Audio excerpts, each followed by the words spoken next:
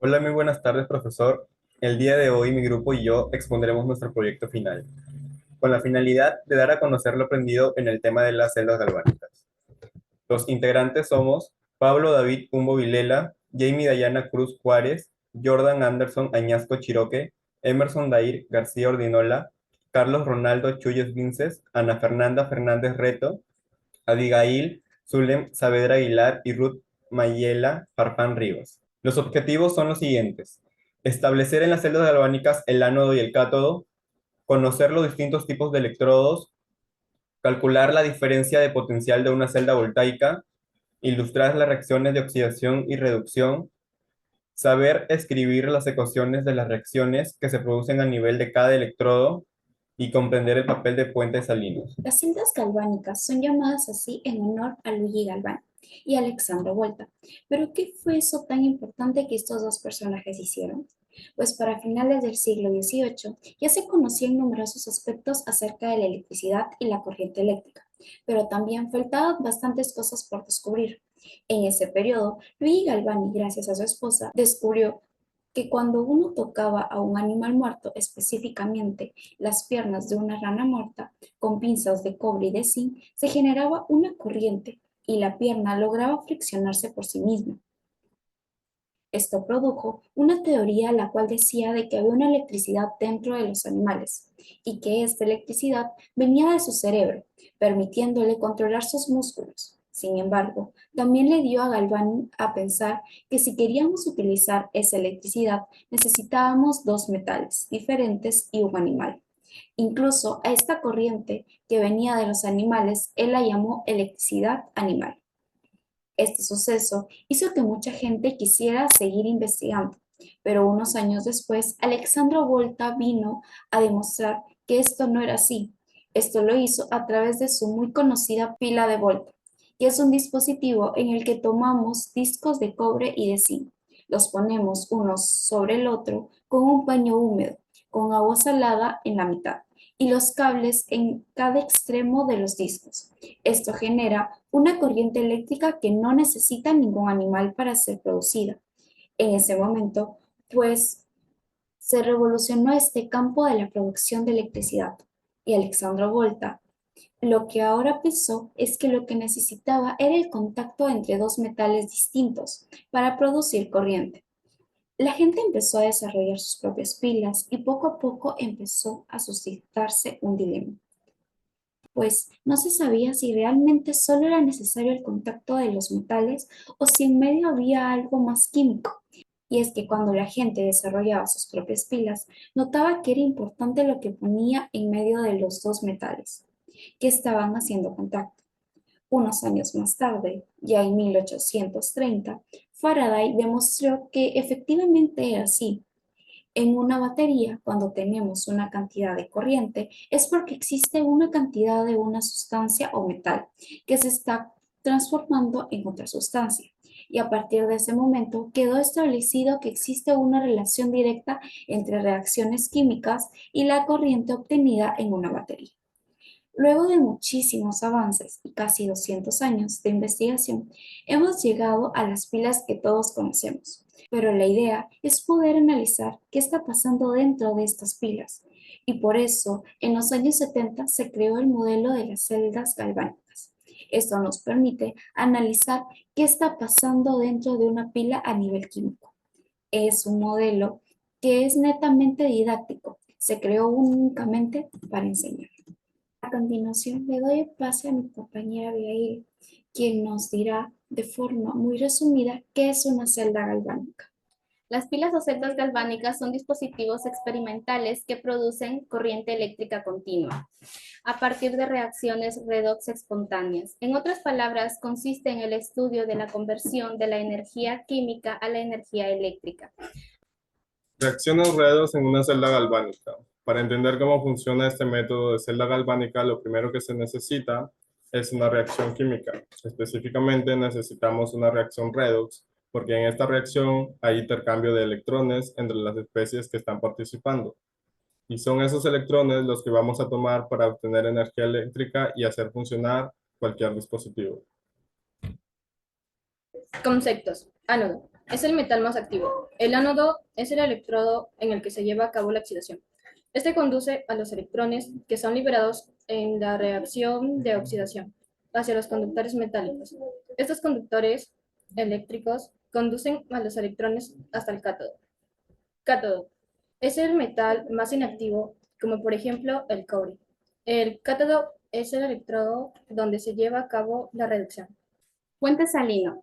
Se conoce como puente salino a un tubo de forma de U, que contiene una solución muy concentrada de un electrolito, cuyos iones no reaccionan con otros iones de la celda, ni con los materiales de los electrodos. El puente salino mantiene la neutralidad eléctrica entre cada semicelda. A continuación, les explicaremos un ejercicio que hemos planteado. En el proceso global espontáneo que podemos ver aquí, intervienen dos pares de redox. El zinc se oxida y es el reductor, mientras que el cobre es el oxidante, ya que se reduce.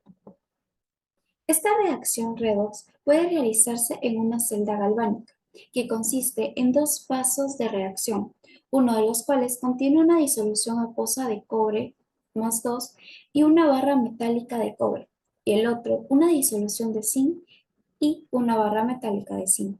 Se conectan ambas disoluciones por medio de un puente salino que contiene un electrolito de disolución. Cuando se unen las dos barras metálicas, cobre y zinc, con un hilo conductor, tiene lugar la reacción química de forma espontánea. Lo que podemos observar que está ocurriendo en la pila es que la barra de zinc empieza a disolverse y la concentración de zinc más 2 en la disolución aumenta. La reacción que tiene lugar es la oxidación del zinc, como lo hemos dicho anteriormente. La disolución de cobre es cada vez menos concentrada, formándose una deposición de cobre en la barra de dicho metal, sumergida en la disolución. Se observa que se produce un proceso de reducción, como también lo hemos dicho anteriormente. En el puente salino, los iones positivos del electrolito van hacia el vaso donde tiene un lugar el proceso de reducción y los iones negativos hacia el vaso donde tiene un lugar el proceso de oxidación. La misión del puente salino es mantener la electroneutralidad de las disoluciones. Ahora, las barras metálicas, en este caso de cobre y zinc sumergidas en las disoluciones, se denominan electrodos. Son las superficies donde tienen lugar los procesos de oxidación y reducción. El electrodo donde se produce la oxidación, es decir, el zinc, se denomina ánodo y tiene signo negativo, porque se acumulan los electrones procedentes de la oxidación. Al electrodo donde se produce la reducción se denomina cátodo, es decir, el cobre, y tiene signo positivo porque consumen los electrones tan pronto como llegan, procedentes del ánodo.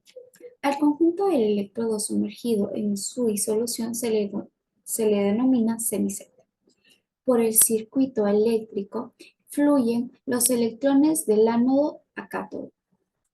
El puente salino, en este caso, es un tubo U que contiene una disolución de un electrolito fuerte, cuya misión es mantener la electroneutralidad de la disolución. A través de él, los cationes van al cátodo y los aniones al ánodo. A continuación se muestra una tabla que define el potencial del electrodo estándar de reducción en agua a 25 grados Celsius. Por convenio, todas las semireacciones son escritas como reducciones. Se da signo negativo a los potenciales de reducción de los semipares que frente al electrodo normal de hidrógeno reducen los protones H2, y signo positivo a los potenciales de reducción de los semipares que frente al electrodo normal de hidrógeno oxidan el H2 a protón. El potencial estándar de cualquier celda galvánica es la suma del potencial de oxidación del par que se oxida y el potencial de reducción del par que se reduce, como lo muestra la siguiente operación. En el caso, se observa que el potencial estándar de la pila, cuando la concentración de iones cobre y zinc es 1 molar, es positivo e igual a 1.1 voltios. En el caso de los procesos de redox espontáneos dados por la variación del potencial estándar, que es mayor a 0, el valor de las dpp dependerá siempre y será siempre positivo Esto quiere decir que el potencial estándar de la celda será mayor a 0. A continuación, seguiremos con el tema de cálculo del potencial de una pila en condiciones no estándar. El potencial de una pila cuando nos encontramos en condiciones no estándar se puede calcular a partir de la siguiente ecuación de NER, que se muestra en la diapositiva, en la que Q es la relación de concentraciones de productos y reactivos elevadas a los respectivos coeficientes estequiométricos.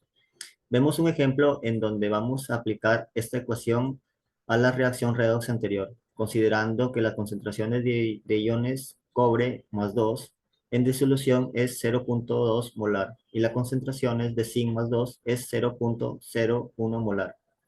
El potencial de la pila vendrá dado por la siguiente expresión.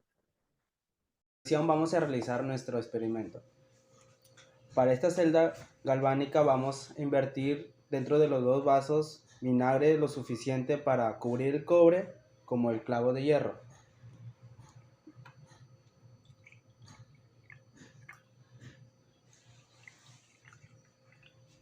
Luego ahí tenemos nuestra servilleta que lo vamos a sumergir en la solución de agua con sal.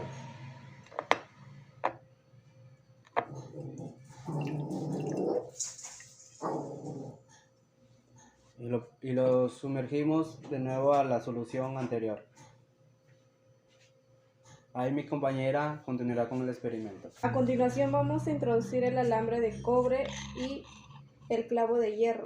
En el hierro que está en esta celda vamos a representar el ánodo, es decir, que está oxidando.